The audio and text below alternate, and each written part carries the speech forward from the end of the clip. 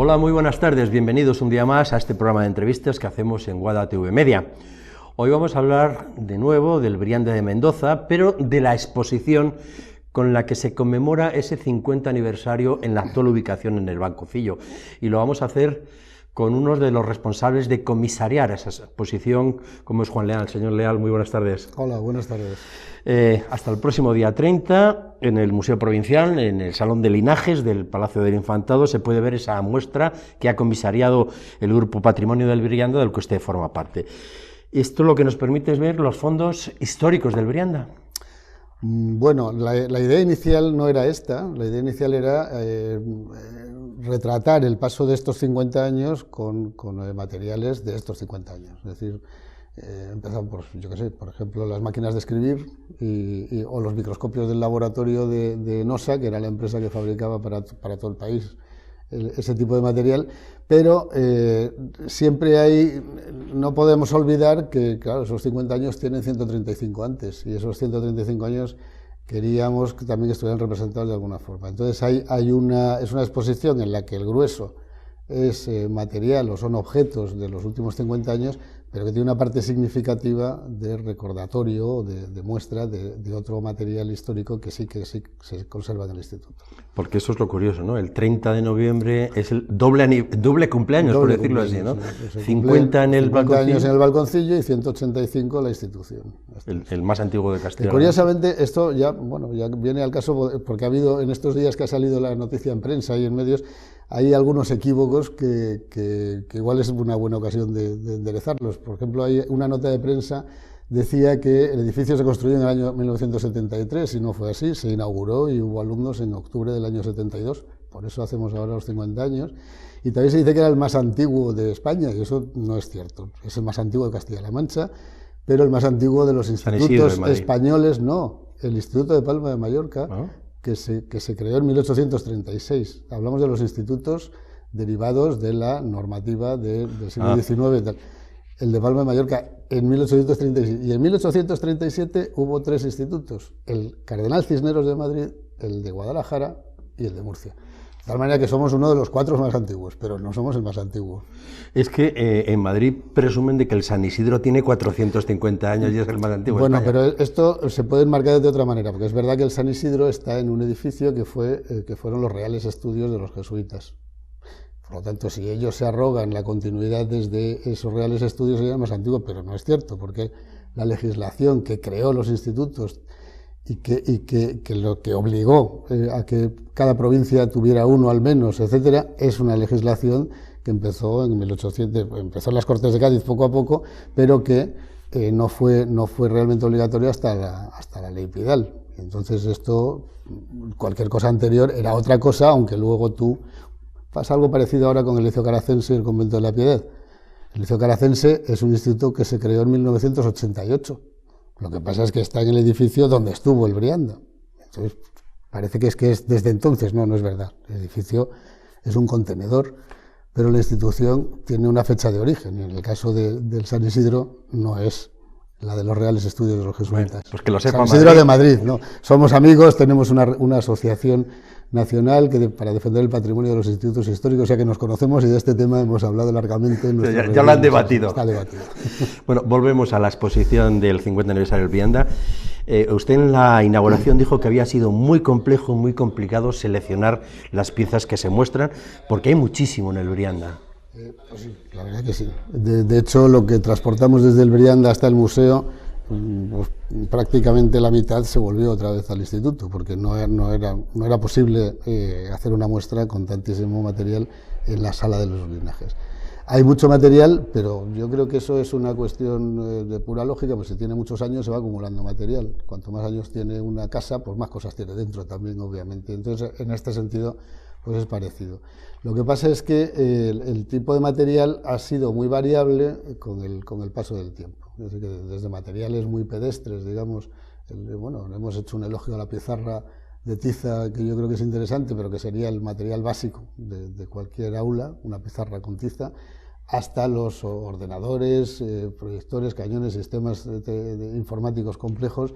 Pues seleccionar qué cosa puede mostrar el paso del tiempo, pues puede no ser tan fácil. Y una vez in situ, en la propia galería, en las propias salas de linajes, tuvimos que tomar decisiones y decir, esto no se pone y esto nos lo volvemos a llevar. Y en cambio esto lo representamos solo con esta pequeña parte. ¿Con qué criterios tomaron esas decisiones de llevar a la Salón de Linajes? Pues primero, el discurso expositivo se ajusta un poco a los artículos, a las colaboraciones que van a salir en el libro que está editando la Diputación Provincial. Nosotros pretendíamos mostrar el paso del tiempo a través de los objetos.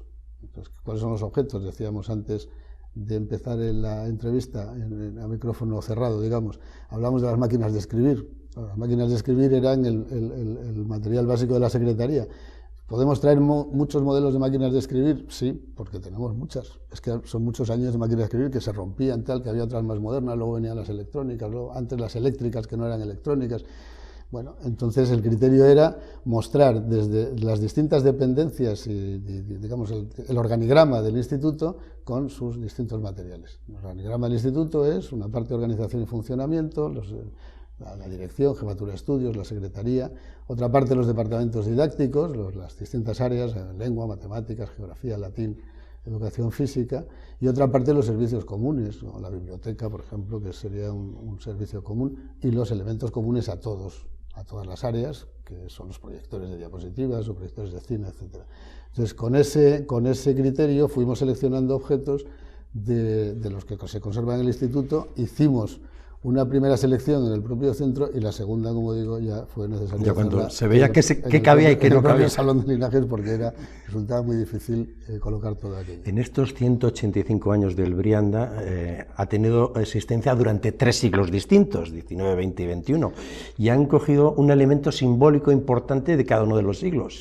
No, esto lo hemos hecho con la biblioteca, con el fondo antiguo. Es verdad que en el siglo XIX nosotros tenemos material, por ejemplo, hay una esfera celeste de mediados del siglo XIX de fabricación francesa. La astronomía está muy bien representada, curiosamente, porque tenía un peso importante en los planes de estudio de ese siglo. Y del siglo XX tenemos también alguna cosa, digamos, patrimonial anterior a esos 50 años. Pero el criterio de representar un objeto de cada siglo, en realidad solo lo hemos utilizado para el fondo antiguo de la biblioteca. La biblioteca tiene volúmenes, tiene ejemplares del siglo XVIII, del siglo XIX y del siglo XX. Lo que llamamos fondo antiguo, que con el criterio legal es todo aquel libro publicado con anterioridad a que la ley obligara al depósito legal, es decir, de 1958 hacia atrás. El resto, lo que no es fondo antiguo, nosotros lo llamamos, digamos, fondo actual o biblioteca de uso. El fondo antiguo está como reservado y ese es el que tiene un libro de cada uno de los 3 siglos. He leído que el repertorio bibliográfico del Instituto tiene más de 10.000 volúmenes. No, 17.000, más de 17.000 registros. No, volúmenes puede haber más. Es decir, 17.000 entradas de libros. ¿Y han tenido que registrar todo eso para ver qué se llevaban? No. Bueno. A ver, el fondo antiguo hemos rescatado un libro de cada uno de los 3 siglos, del 18, el 19 y el 20, pero ha sido fácil. Del 19 un atlas, porque la geografía también tenía mucho peso. Del 18 hay algunos libros difíciles de enseñar porque constan de varios tomos, como por ejemplo las especies plantarum de Linné y tal. Pero sin embargo hay uno que es el que hemos llevado, que son solamente 2 tomos, un diccionario de inglés de 1780, no sé si me equivoco, que es una curiosidad. Un diccionario de inglés del siglo XVIII es una cosa rara. Y sin embargo el siglo XX lo hemos representado con un librito muy pequeño, que es el volumen conmemorativo con historias de antiguos alumnos famosos que escribió un catedrático del momento para conmemorar el primer siglo, en 1937, cuando el instituto era cuartel de guardias de asalto. Las clases se llevaban de aquella manera porque estábamos en plena guerra civil. O sea que ese libro, esa selección ha sido fácil.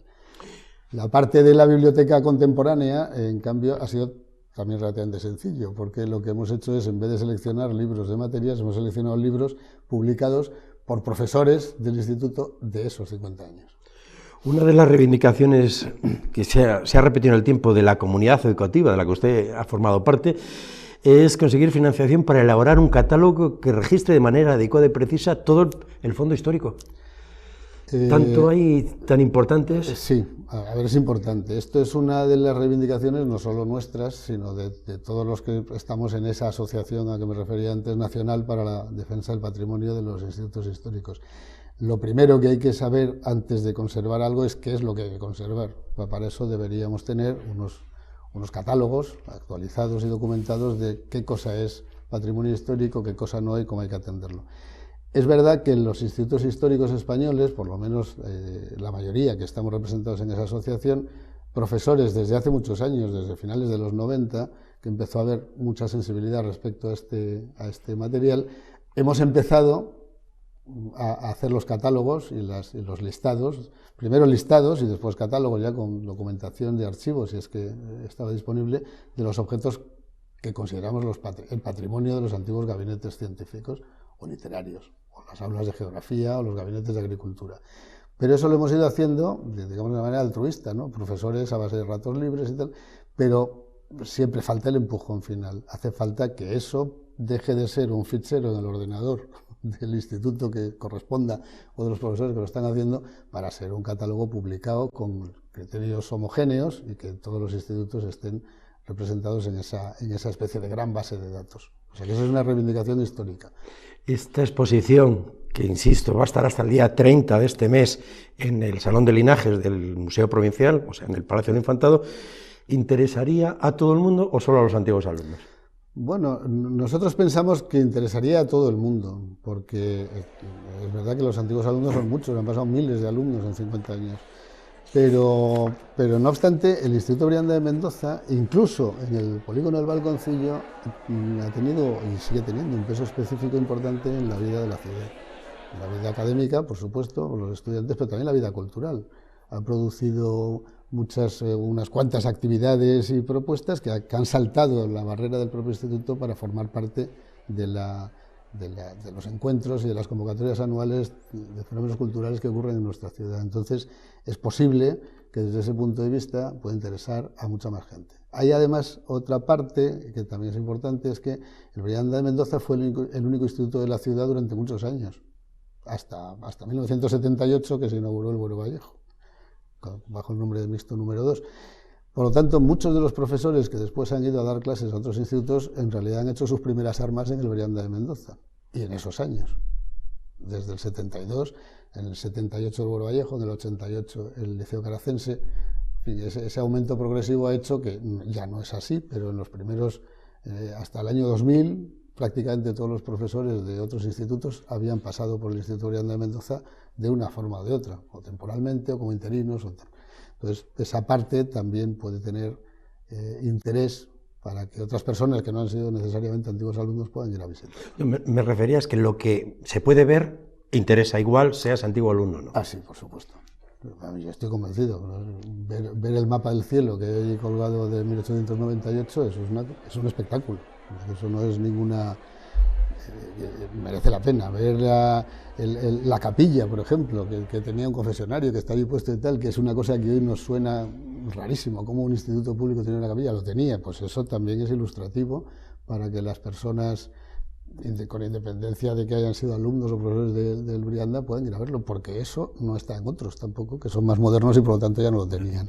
El común del guadaljareño, el normal y corriente, sea o no ex alumno del Brianda, ¿sabe lo que realmente hay? Pues yo creo que no, pero no creo que sea criticable. Yo creo que eso nos pasa en general a todos con otras cosas que no son nuestro ámbito principal de interés, ¿no? Hay una cierta queja, una especie de letanía permanente, no, es que lo mío no lo viene a ver nadie, lo mío y tal, bueno, pero yo creo que eso nos pasa un poco a todos, que vamos a ver las cosas que nos interesan muy directamente y de otras pues hacemos poco caso. Entonces es verdad que hay una parte de la población que seguramente no tengan ni idea de lo, pero no solo en el Brianda, sino de lo que puede haber en otros institutos, que en el imaginario popular son lugares con pupitres y pizarras y tizas, y sin embargo todos sabemos que hay muchas más cosas. O sea, que los de fuera de Madrid visitamos el Prado más a menudo que los propios madrileños. Es posible, es posible. Bueno, nos acaba el tiempo, pero una última pregunta no me resisto a hacerle. Es la primera de las actividades que el centro ha organizado para compartir estos cumpleaños tan especiales, ¿no? El 50 en el Balconcillo y el 185 de existencia de la ciudad. Hombre, es una cifra muy redonda. El instituto lleva ya unos cuantos años haciendo cada año su propia celebración en el instituto el 30 de noviembre, con una traca de petardos, y se lee el acta de la fundación del instituto que se leyó en 1837 en el convento de San Juan de Dios, que ni siquiera empezó en el de la Piedad, que eso allí fue 20 años después. Eso lo hace el Instituto desde hace tiempo. Lo que pasa es que este año pues, se dan dos circunstancias, es que tenemos el 50º del edificio actual y finalizamos la exposición precisamente el día del cumpleaños del Instituto, por eso se va a hacer allí. Y antes hay un par de cositas más en el museo que se harán, que serán el miércoles 16, una charla-conferencia de nuestro compañero Juan José Díaz Matarranz, que ha estudiado, se ha hecho la colaboración seguramente más densa y más trascendente del libro que publicaremos sobre la vida del Instituto en esos 50 años a través de las actas de los claustros, el profesorado y las cosas que iban pasando también en la ciudad. Y el día 23 habrá una tertulia de antiguos profesores y antiguos alumnos también en el Museo Provincial, allí en el Salón de Actos.